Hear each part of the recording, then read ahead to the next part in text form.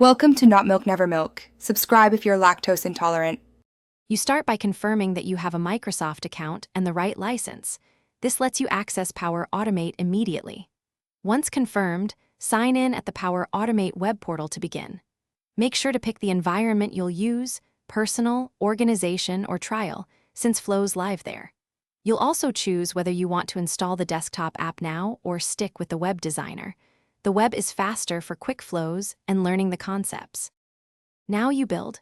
Pick a template to see structure or start blank to customize every step.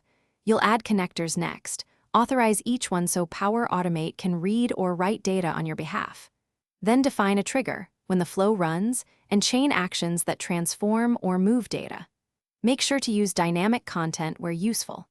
Once assembled, run the flow with sample data and inspect the run history to verify inputs and outputs, correcting mapping mistakes as needed. To finish, enable your flow and configure its scheduling or real-time trigger conditions, then save and turn it on. You'll monitor runs using the flow's run history and analytics to confirm success rates and latency.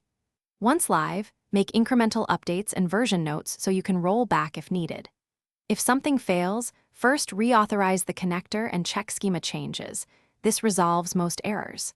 If problems persist, inspect error details. Thanks for watching. If this was helpful, leave a like and consider subscribing. See you next time.